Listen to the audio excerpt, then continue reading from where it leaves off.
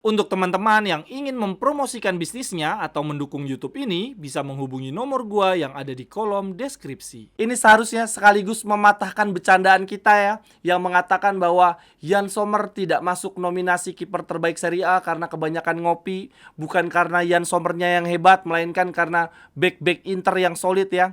Ini nggak juga sih, karena Yann Sommer ternyata 81% untuk persentase penyelamatannya. Jerewetan ceking kita, nyerewetin apa aja. Teman-teman yang sedang kalian saksikan saat ini adalah Cerewetin Inter. Apa kabar teman-teman semua? Semoga dalam keadaan sehat. Kemarin ada wawancara antara Transfer Market dengan Jan Bisek teman-teman. Gua akan bacain statement-statement menarik dari Jan Bisek.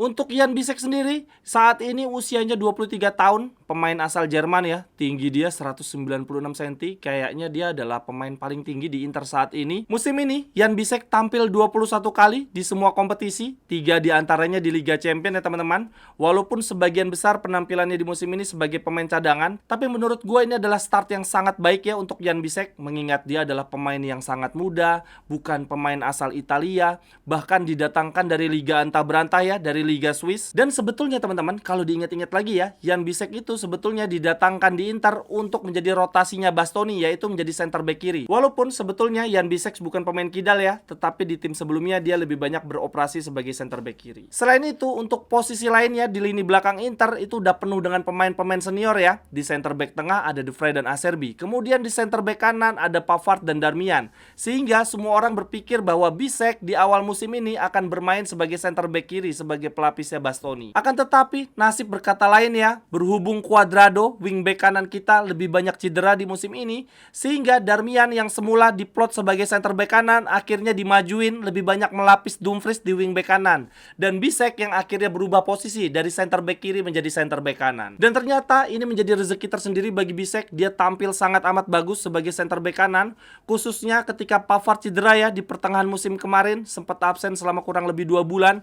Itu Jan Bisek mendapatkan menit bermain cukup banyak dan selalu tampil bagus, bukan cuma solid di belakang tetapi juga sangat bagus dalam membantu serangan. Nah, kalau teman-teman sendiri kasih nilai berapa nih untuk performa Bisek di musim ini? Kalau gue kasih nilai 8 lah, dalam konteks dia adalah pemain cadangan yang sangat amat bisa diandalkan ya. Kita tidak pernah khawatir, khususnya gue sih tidak pernah khawatir ketika kehilangan Pavard karena ada Bisek yang siap diandalkan. Ini teman-teman ada beberapa statement menarik ya dari Jan Bisek ketika diwawancarai oleh Transfer Market. Dia ditanya begini, kenapa Anda tidak bermain di Jerman saja? Kenapa memilih Inter? Lalu Jan Bisek menjawab begini, bermain di Jerman merupakan langkah logis bagi saya, dan keluarga saya sebetulnya juga sudah memiliki gagasan di kepala mereka bahwa saya akan melanjutkan karir di Frankfurt, dan Inter sebetulnya datang terlambat, tetapi segalanya berjalan baik. Inter ingin menebus saya dengan biaya yang diminta oleh Aarhus tanpa melakukan negosiasi, dan saya punya firasat bagus. Itu bukan keputusan yang mudah, tetapi saya mendengarkan hati ini. Lalu kemudian wartawannya bertanya lagi,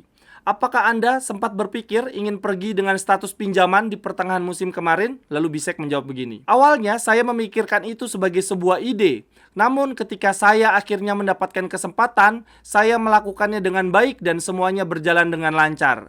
Pada bulan Desember, saya bermain hampir di seluruh pertandingan, dan di bulan itulah membuat perbedaan bagi keputusan saya. Lalu kemudian wartawannya bertanya lagi, apa perasaan Anda atas pencapaian di musim ini? Lalu Jan Bisek menjawab, terkadang saya mencubit diri saya sendiri untuk melihat apakah ini adalah nyata atau tidak.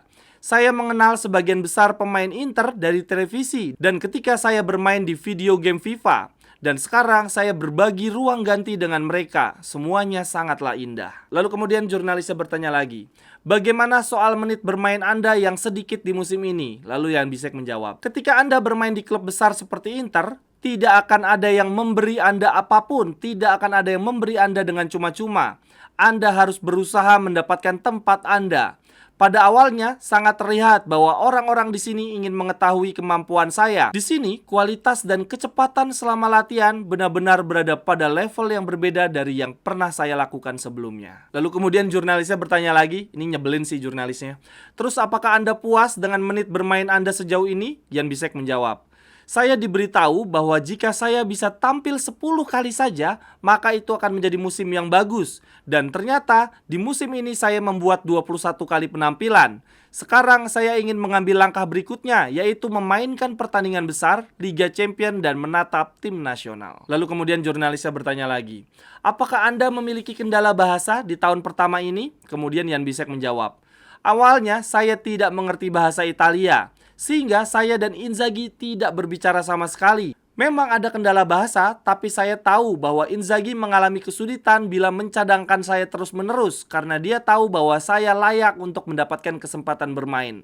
Sekarang dia bisa menjelaskan banyak hal kepada saya. Dia adalah orang yang tulus. Lalu kemudian lanjut yang berikutnya teman-teman. Ini ada statement yang cukup menarik juga dari Arnaud Taufik. Dia bilang begini, saya tidak tahu apa yang ditulis oleh orang-orang di media dan di sosial media. Namun yang pasti mereka hanya menulis sesuatu yang tidak ada sama sekali. Tidak pernah ada satu pihak pun yang berbicara dengan saya dan agen saya. Saya punya kontrak dengan Inter dan saya sangat bahagia di sini. Saya akan bertahan di Inter. Ayo teman-teman, kalau Arnaud Taufik nggak ada yang mau beli, teman-teman ikhlas nggak nih Arnaud Taufik bertahan di Inter? Kalau cuma jadi striker kelima kayaknya agak lumayan ya. Berarti kan striker kita 5 tuh ada Lautaro, Thuram, Taremi, Gudmundsson, dan Arnaud Taufik. Kalau menurut teman-teman gimana nih kalau komposisi skuad kita 5 penyerang itu? Arnaud Taufik sendiri teman-teman di musim ini tampil 27 kali di Serie A. Sebagian besar jadi cadangan tentu saja. Dia mencetak 5 gol dan 3 assist di Serie A. Untuk di Liga Champion dia tampil 4 kali dan mencetak 2 gol. Jadi sebetulnya kalau di total-total ya jumlah gol plus assist Arnaud Taufik ini mencapai double digit loh. Dia 10 gol plus assist. Nah teman-teman kasih nilai berapa untuk performa Arnaud Taufik di musim ini? Kalau gue tetap 5 lah ya. Dia nggak bagus-bagus banget sebagai pemain cadangan. Nah gue khawatir untuk Taremi nih. Khawatirnya dia punya beban tersendiri. Kalau menurut teman-teman Taremi itu harusnya menyumbang berapa gol plus assist nih untuk dapat dikatakan bahwa dia sudah bermain bagus di musim perdananya bersama Inter. Lalu kemudian yang berikutnya teman-teman dari Jan Sommer. Ini Opta Statistik telah menghitung persentase penyelamatan kiper ya yang bermain minimum 15 pertandingan di 5 liga besar Eropa. Ternyata yang paling tinggi, yang paling atas untuk persentase penyelamatan ada Donnarumma teman-teman dengan 82%.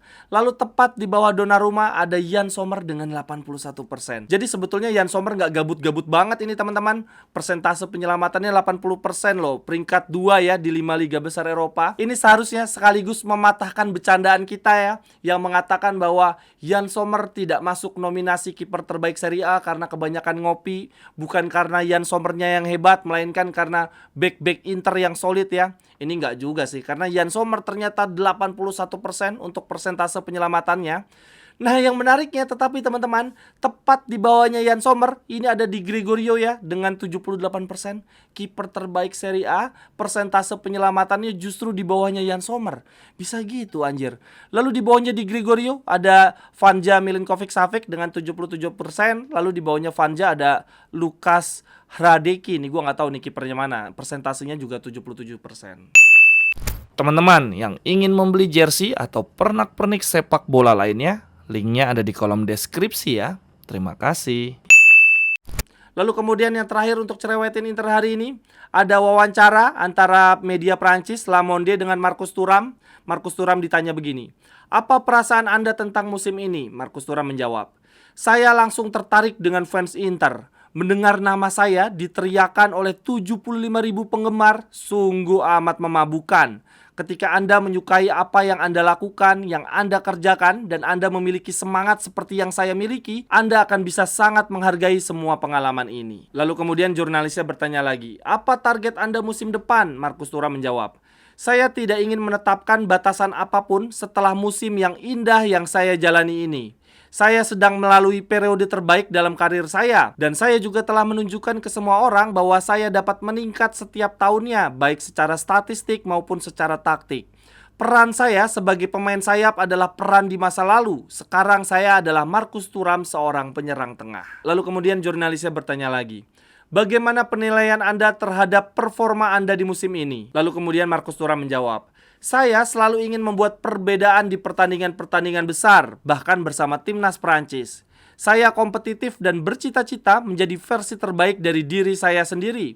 Saya pikir saya bisa menjadi salah satu pemain terlengkap di dunia.